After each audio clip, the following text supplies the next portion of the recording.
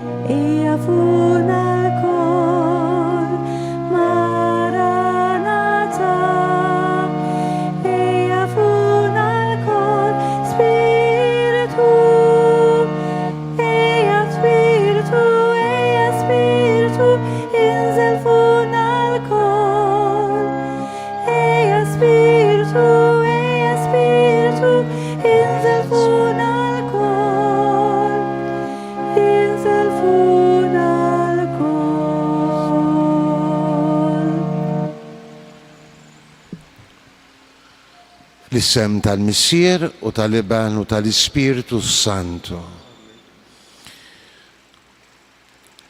Il-mulej ma'kom. Missier Qaddis inti ġbartna fl-imkien bħala l-Knisja tiegħek biex nisimgħu u nilqgħu minn qalbna il-kelma ta' Ibnek Ġesu. Kompli kattar fina id-don tal-Ispiritu Qaddis tiegħek. Biex skont il-kelma ta' Ibnek jallimna u jfakkarna dak kollu li għaddinna il-mulej tagħna Ġesu Kristu. Lilek u fismu u mal-Ispiritu Santu nagħtu kull ġieħ u glorja għal dejjem ta' dejjem.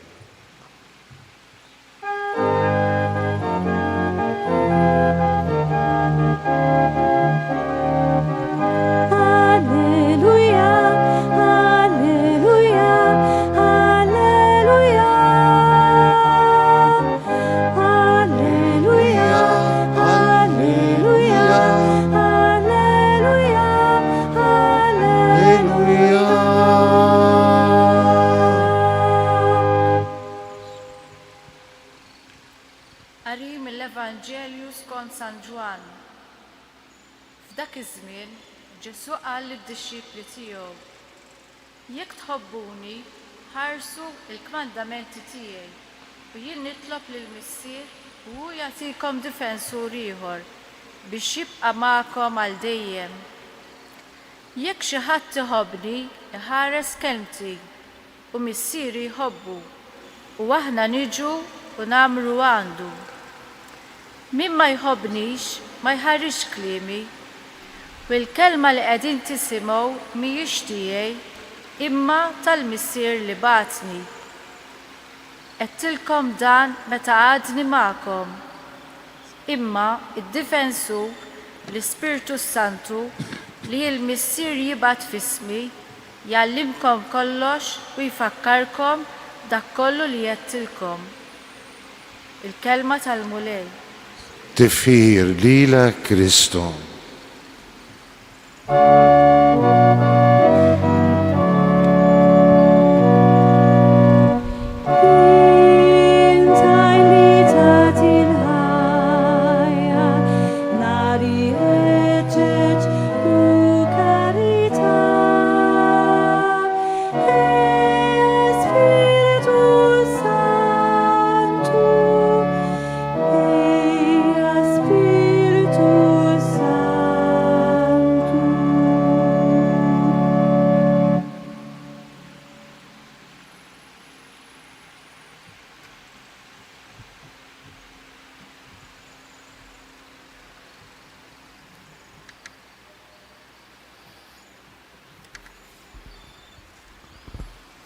Jekk min issejjer żball, dan huwa l-istess Vanġelu li kellna daqs 15 ilu fis-sitħat tal-Ħejt. Allura ma nimmaġinax li sejrin tisimgħu xi riflessjoni ġdida. Imma ovvjament ġala darba hija l-kelma talla mhux hekk. L-Ispiritu Santu kapaċi jmissil qalbna b'mod ġdid u xi kultant anki sorprendenti. Żewġ affarijiet introduttorji. Intom tafu illi din is-silta xkejkna hija meħuda mid-diskors twil illi skont il-Vanġelu ta' San Ġwan Ġesu jagħmel waqt l-aħħar ċena. Tafu illi San Ġwan ma jirrakkontax l-istituzzjoni tal-Ewkaristija għax fuq l-Ewkaristija kien diġà ġab lil Ġesu jitkellem fis-sitt kapitlu tal-Vanġelu tiegħu. Tafu li San Ġwan jaqsam il-Vanġelu tiegħu f'żewġ partijiet prinċipali, l-hekk imsejjaħ l-ewwel parti il-ktieb tas-sinjali fejn insibu is-seba' sinjali li jagħmel Ġesu u magħhom dejjem marbut diskors li bih Ġesu juri minnu, u t-tieni parti tal-Vanġelu li jinkludi dan id-diskors twil li jagħmel Ġesu u mbagħad ir-rakkont tal-passjoni ta' Ġesu u tal-qawmien tiegħu. U t-tieni parti jissejjaħ il-ktieb tal-glorja il għaliex għal San Ġwan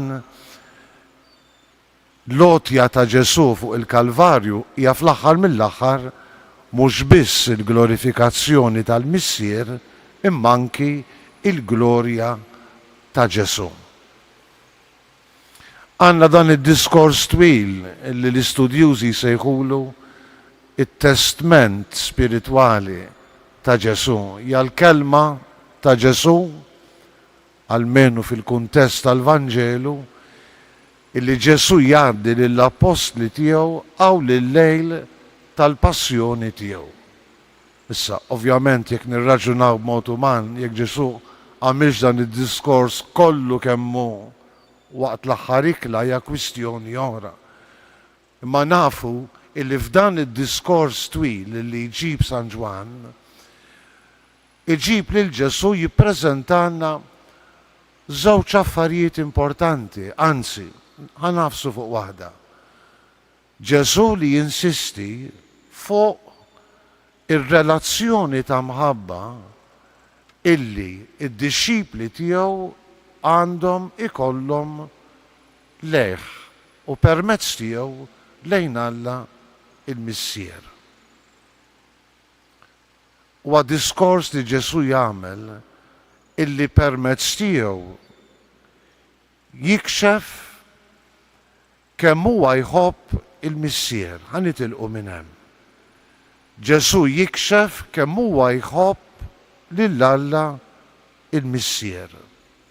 Li kieku kellna nużaw diskors popolari, Ġesu juri li l-Missier kien iħobbu bimħabba tal-ġenn, bimħabba inkondizjonata, tant li kien lest jagħmel ir-rieda tal-Missier anki sal-mewt.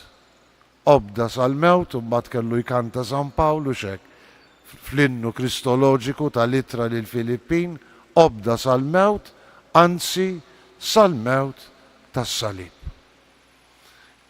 Imħabba inkondizjonata li Ġesu juri lil Alla l-Missier.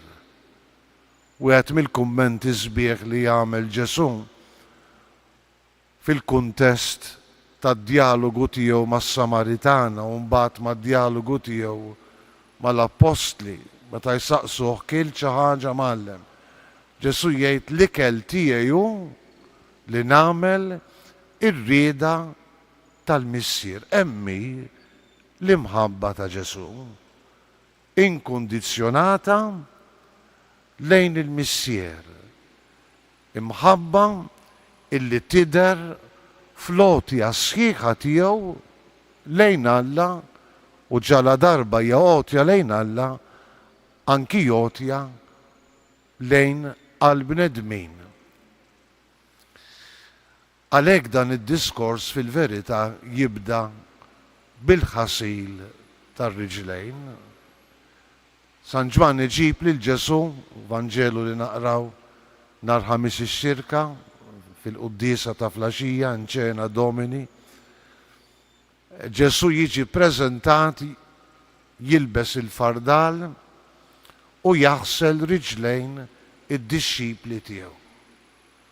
Ġest sabiħ immens illi jikkonferma minn banda l-imħabba tremenda li Ġesu kellu lejn il-Missier. U mill-banda l-oħra dik l-imħabba li tidher fl-għotja sħiħa tiegħu lill-bnedmin. L-għotja fuq is-salib, Ġesu jagħmilha ikona biex ngħidlek. Meta jilbes il-fardal nerġa' ntenni u jaħsel riġlejn l-Apostli. Ix-xogħol tal-iskjaf li bih Ġesu juri l-imħabba inkondizzjonata tiegħu issa mhux lejn il-Missier, imma lejn id-disċipli tiegħu f'dak il-mument u lejn il-bnedmin kollha li kellhom jilqawh bil-fidi.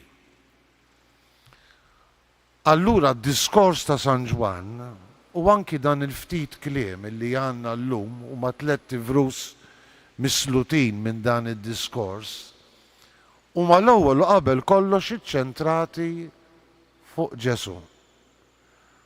Ma nistgħux nifhmuhom għalmenu jien hekk naħseb u hekk jekk ma nitfgħux il-ħarsa tagħna fuq Ġesu. Fuq Ġesu illi fl-umanità tiegħu juri imħabba estrema. Interessanti niftakru però illi Ġesu seta juri din l-imħabba estrema lejn il-bnedmin il għaliex kien imqanqal mill-Ispirtu Qaddis ta' Alla. Ma ninsewx li anki Ġesu fil-mamudija tiegħu, fil-ġrajja tal-mamudija tiegħu minn Ġwann il-Battista fix-xmara Ġordan ġie konsagrat bil-qawwa tal-Ispirtu Santu. Ġibu quddiem għajnejkom dik il-ġrajja għalija fundamentali, ċentrali fil-ħajja ta' Ġesu fuq din l-art. U għal-moment preċiż meta Ġesu jagħmel esperjenza tal-għaġeb tal-imħabba tal-missier għalih. Anki l-kelma, jekk inżommu quddiem għajnejna pereżempju il-Vanġelu skont San Luqa, anki l-kelma li jgħid il-missier, int, ibni l-għażiż, fik sibt il-għaxqa tiegħi. U għal-moment fejn Ġesu jagħmel esperjenza tal-ġen, esperjenza tal-għaġeb ta' kemm Alla l-missier iħobbu. U għall-Ispirtu Santu li jinżel fuqu skont il-Vanġeli sinottiċi forma ta' ħamiema. Dik l-esperjenza ta' mħabba hija l-konsagrazzjoni ta' Ġesu fil-qawwa tal-Ispirtu Santu. Tantu hekk li l-missjoni kollha ta' Ġesu imqanqla mill-Ispirtu Santu hija esperjenza kontinwa ta' mħabba. Imħabba lejn il-missier, kull kelma, kull ġest, kull azzjoni ta' Ġesu issir tweġiba bil-qawwa tal-Ispirtu Santu għall-imħabba tal-missier u kull ġest, kull kelma, kull azzjoni ta' Ġesu bil-qawwa tal-Ispirtu Santu issir qatt ta' mħabba lejn il-bnedmin. Mhux ta' b'xejn pereżempju San Luqa iġib lil Ġesu, mhux ta' b'xejn San Luqa jġib lil Ġesu fil-bidu tal-ministeru tiegħu fis-sinagoga ta' Nażaret. Iġib lil Ġesu japplika għalih dak il-kliem tal-profeta Iżajja.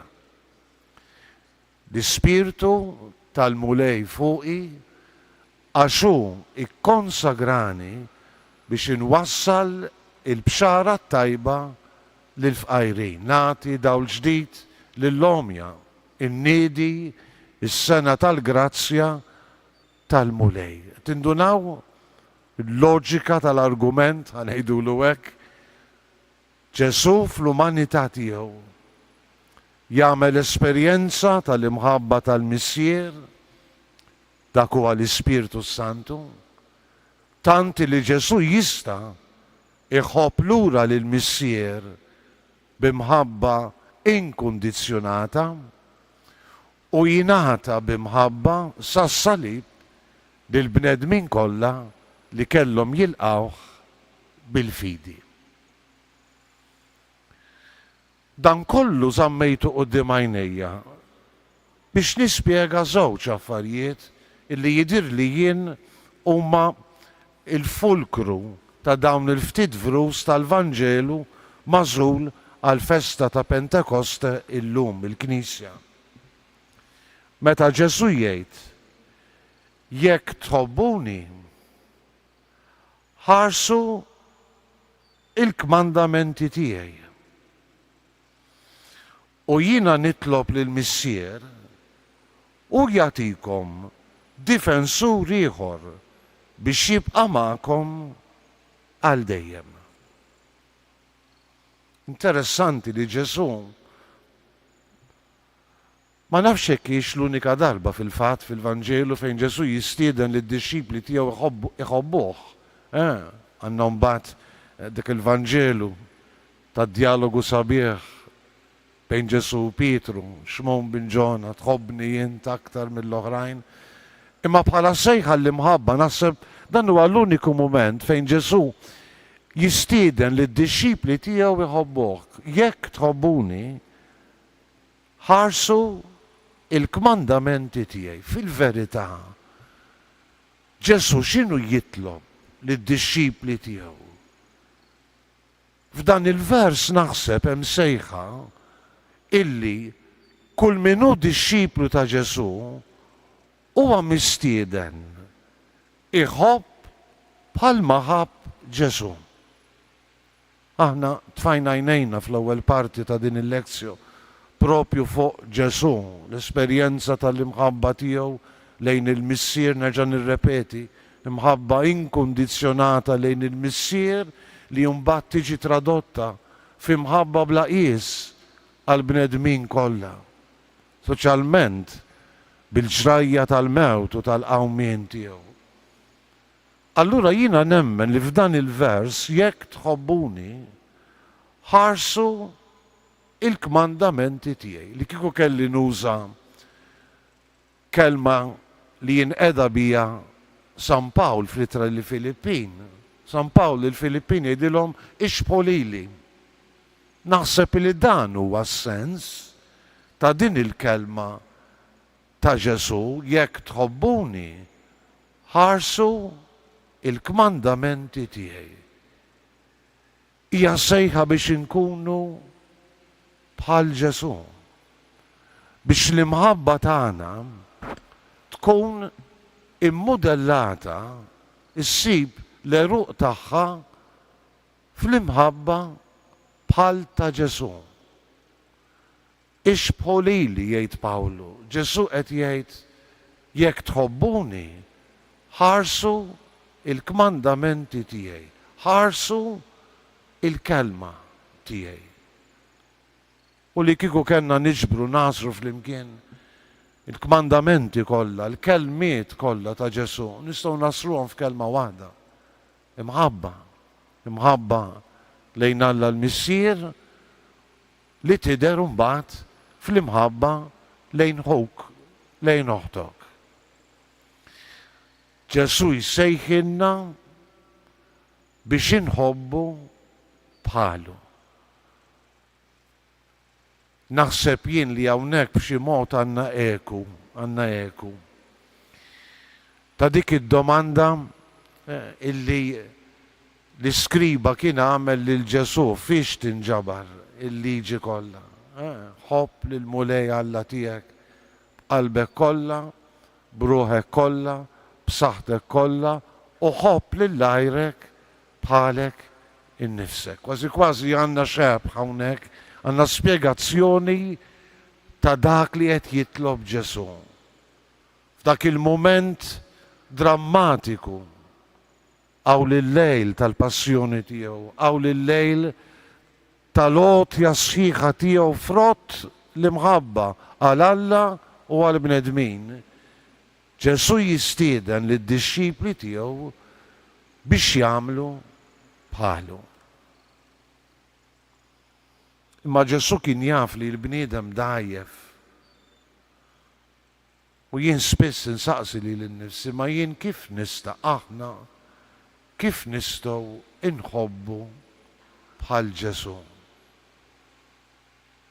L-imħabba tagħna xi kultant irridu ma rridux ta' frott l-umanità dajfa tagħna. Kbira kemm tkun kbira lejn Alla u lejn il-proxmu, b'xi mod dejjem fiha xi kalkulu żgħir. U jekk mhux żgħir xi kalkulu kbir, insomma nkunu sinċira. Hemm dejjem dik l-imma, almenu nitkellem minni, tifhem? Hemm dejjem spiss insaqsi li l-nifsa ma x'intenzjoni kellha meta jiena qdejt jew meta jiena ħabbejt fix-xogħol pastorali tiegħi, x'intenzjoni verament kelli. Dejjem insaqsija li l-nifsi, xi kultant inkwetani ovvjament għax ninduna li mhux dejjem ikoll l-intenzjoni retta. Allura ngħid huwa possibbli tħobb lil Alla u lill-oħrajn bħal Ġesu, jiena ngħid li mhux possibbli umanament, u għalhekk it-tieni ħaġa Ġesu jwedna l-għajnuna. Ġesu jwedna l-għajnuna. Għax fil-fatt jgħid u jiena nitlob lill-missier u jagħtikom difensur ieħor biex jibqa' magħkom għal dejjem. U aktar l-isfel jgħid imma d-difensur l-Ispirtu Santu li jil-Missier jibgħat fismi jallimkom kollox u jfakkarkom dak kollu li jettilkom. Allerwieħ, Ġesu jwedna lajnuna, jwedna. Bil-Malti il-kelma difensur, xi kultant namluha b'mod traslitterat minn għalija f'ċertu translations, il-paraklitu. Il-paraklitu. Xi kultant nittraduċuh avukat difensur, ma mhux tant avukat difensur. Per se, sa fejna fien almenu illa li għandha diversi sensi. Huwa xi ħadd li kontinwament jgħinek. Xi ħadd li kontinwament huwa qrib tiegħek u jgħinek. Isu l-anġlu kustodju ħanejtek. Imma forsi aktar mill-anġlu kustodju x'hawnhekk qed nitkellmu kif sejrin niċċelebraw il-ħadd li ġej hekk Alla jrid mit-tielet persuna tas-Santissima Trinità. Ġesu jwedna paraklitu. Ġesu jwedna għajnuna. Ġesu jwedna xi ħadd illi se joħodlu postu sa ċertu pont. Qedtilkom dan meta għadni magħkom. Imma d-difensur l-Ispirtu Santu li ġej Pentekoste illum. Ekku Ġesu jwedna l-Ispirtu Qaddis illi jekk irridu ikun dejjem magħna. Tinsewx illi anki Ġesu, għan irrepeti xi ħaġa li jgħid fil-bidu, anki Ġesu fl-umanità tiegħu, fil-missjoni tiegħu, kien immexxi mill-Ispirtu Santu, kien ikkonsagrat mill-Ispirtu Santu. Ġesu li inna bnedmin kbar fid-dinjità imma ħafna drabi limitati fl-umanità tagħna, iwedna din l-għajnuna kontinwa. Iwedna il-paraklitu, il-difensur, tlet affarijiet jgħid Ġesu għalmenu hawnhekk li jibqa' magħkom għal dejjem, jallimkom kollox u jfakkarkom dak kollu li jettilkom. Araw xweda solenni jamlinna Ġesu. Kemm jamlinna wedi Ġesu, u kemm xi kultant sfortunatament minħabba d-dufija tagħna ma neħdux bis-serjetà, ma li kieku kellna neħdu bis-serjetà. Araw x'don trement tal-aġeb wedna u tagħna Ġesu. Difensur li jibqa' magħna għal dejjem u aħna nemmnu. Aħna li rċevejna l-Ispirtu Santu fis-sagrament tal-mamudija li ġie siġillat f'qalbna bis-sagrament tal-grisma tal-isqof li kontinwament nirċevuh fis-sagramenti, fis-smieħ tal-kelma, fit-talb tagħna il għaliex il-Pentekostija kontinwa jekk irridu. Jekk qalbna hija miftuħa, il-Pentekoste mhijiex biss illum, hija f'kull waqt li nixtiequ. Jibqa' magħna għal dejjem. Aħna nemmnu li għandna l-Ispirtu Santu fina, jgħammar fina.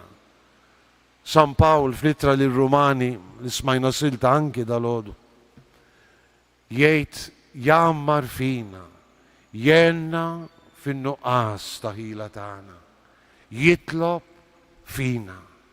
Bis-saħħa tiegħu nagħmlu l-esperjenza ta' mħabba. Għaliex, għax bis-saħħa tal-Ispirtu Santu nistgħu ngħidu Abba, Papà, Missier. Isaħħaħna fil-fidi, fir-rabta tagħna ma' Ġesu. Għax bis-saħħa tiegħu biss, l-ewwel ittra lill-Korintin, nistgħu ngħidu bis-saħħa tal-Ispirtu biss nistgħu ngħidu Ġesu huwa il-mulej. Xi ġmiel, x'grazzja. L-Ispirtu Santu qiegħed fina. L-Ispirtu Santu skont il-weda ta' Ġesu jibqa ma'kom għal dejjem. U għandu rwol speċifiku skont Ġesu. Jallimkom kollox u jfakkarkom dak kollu li jettilkom. Araw xi ġmiel. Jekk ikonna l-grazzja illi natu każ it-tnebbieħ tal-Ispiritu Santu li jista' jkun fil-qalb tagħna, it-tnebbieħ tal-Ispiritu Santu li jiġi fil-Knisja miġbura fl-imkien. Ekku, nindunaw li huwa tnebbieħ ġej mill-Ispiritu Santu għax dejjem jerġa' jlaqqamna fil-kelma ta' Ġesu. Dejjem jerġa' joħodna fid-direzzjoni ta' Ġesu. U xin nitilfu xi ftit it-triq. L-Ispiritu Santu, l-GPS tagħna llum, insomma mhux hekk illum bil-GPS imma l-Ispiritu Santu. Forsi mhux biex iwassalna x'imkien, imma biex inebbaħna x'verament għandna nagħmlu mdawlin mill-kelma ta' Ġesu. U jekk iridu nibqgħu fil-kuntest tal-Vanġelu tal-lum, l-Ispiritu Santu jnebbaħna, jallimna, ifakkarna kontinwament fl-eżempju ta' Ġesu u biex ikonna l-qawwa inħobbu lill-Alla bħal Ġesu u nħobbu lil ħutna bħal Ġesu. Xi grazzja għandna, nagħlaq propju verament b'sens ta' gratitudni lill-Alla li tagħna d-don tal-Ispiritu Santu. Xi grazzja għandna illi jammar fina. Il-Mulej jitlobna żewġ affarijiet li ma ninsewx, li nħeġġuh fil-qalb tagħna. Dejjem tiġini f'moħħi dak li kien kiteb San Pawl lil Timotju fl-aħħar ta' ħajtu San Pawl qiegħed il-ħabs Ruma. Tieni jittra lil Timotju. Xaħat wassallu li Timotju, sa Timotju kien kollaboratur kbir ta' San Pawl. U Pawlu ħallih imexxi il-knejjes, il-Knisja ta' Efesu. Però sar jaf li Timotju beda jaqta' qalbu. Waqaf depression spiritwali għal diversi raġunijiet skont littra ta' Pawlu lil Timotju. Jista' jkun għax ma kienx qed jitlob biżżejjed, jista' jkun għax ma kienx qed jiddedika ruħu biżżejjed għal-kelma talla, jista' jkun għax kien għadu isqof mexxej żgħir, allura minn kien anzjan kien jipprova insomma jmexxih minn imnieħru. Jista' jkun illi t-toqol tal-ħajja pastorali għajjietu. Allura Pawlu jgħidlu biex jagħmillu kuraġġ u jgħid għalina. Kebbes ġo fik, tkebbes, tafu x'inhu tkebbes, in-nar tkebsu. Id-don li jinti rċevejt bit-qejjid ta' jdejja. Araw xi ġmiel. Pawlu qed jgħidlu, u dan huwa s-sens ta' dak li nixtieq ngħid. Illi il-kol kemm aħna għandna d-don tal-Ispiritu Santu fina. Ma xi kultant ikonna bżonn inkebsuh. Xi kultant ikonna bżonn ngħidulu lill-Ispiritu Santu. Nitolbuh lill-Ispiritu Santu. Niġġieldu kontra d-dnub għax dak jitfall il-makisa fuq il-ġamra tal-Ispiritu Santu. Nisimgħu il-kelma biex inħeġġu fina l-Ispiritu Santu. Ekku, kebbes ġo fik, ħankebsu ġo fina, dan id-don tad-difensur, dan id-don tal-Ispiritu li l-kol irċevejna u nibqgħu nirċievu fil-ħajja ta' kuljum. U t-tieni ħaġa, u l-aħħar waħda, l-importanza illi l-Ispiritu li jallimna u jfakkarna dak li jien insejjaħlu it-tnebbieħ tal-Ispiritu. Nipprovaw nagħtu kasu. Kemm vuċijiet fina ħafna drabi u barra minna. Li huwa l-leħen tal-Ispiritu li qed ikellimna. Li huwa l-leħen tal-Ispiritu li qed jerġa' jitfanna l-ħarsa tagħna fuq Ġesu biex jallimna u jfakkarna il-kelma tiegħu. Jalla fiskiet ta' qalbna, ekku jkollna il-grazzja li niddixxernu narfu it-tnebbieħ tal-Ispirtu difensur, paraklitu, kumpan tagħna biex ir-rabta tagħna ta' mħabba mal-Mulej Ġesu u l-ftuħ ta' mħabbitna l-ħutna tikber, tiżdied u ssir sinjal ta' Alla fost il-bnedmin. U propju f'dak is-sens nistgħu nifhmu kelma oħra li jgħid Ġesu. Jekk xi ħadd iħobbni, iħares kelmti u missieri iħobbu u aħna niġu u nagħmlu għandu. U nkunu sinjali tal-imħabba vera divina fost il-bnedmin. Amen.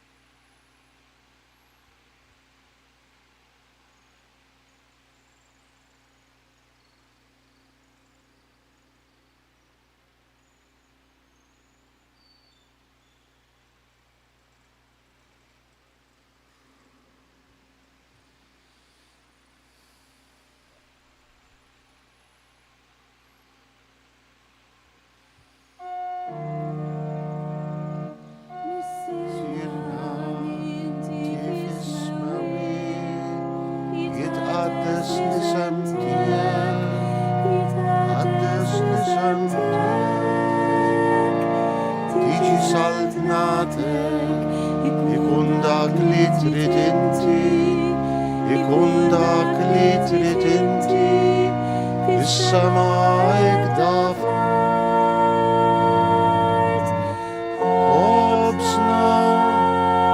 Obsna ta' kuljum, għatina l-lum,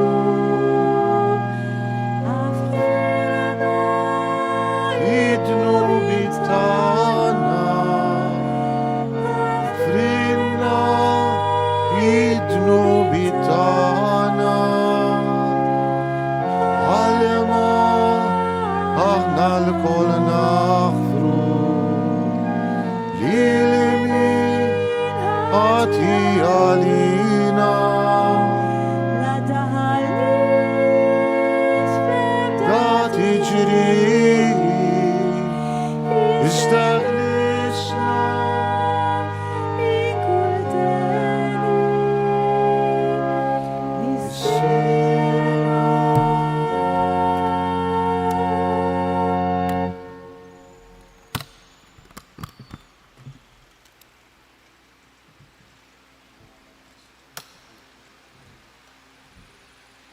il-mulej ma'kom.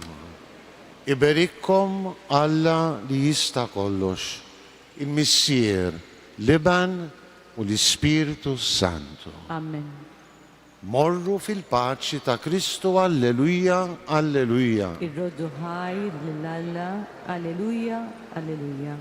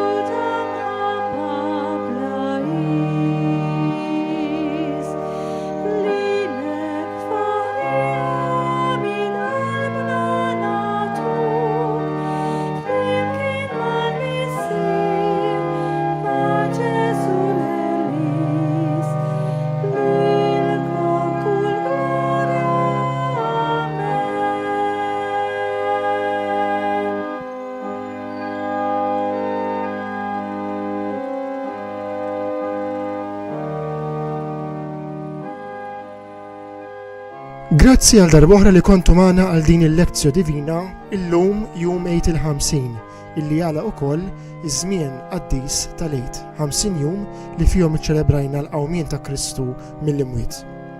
Ejjew nitolbu l-Ispiritu Santu sabiex jibqa' dejjem idawwar lill-Knisja tiegħu anki f'dawn iż-żminijiet imqalba.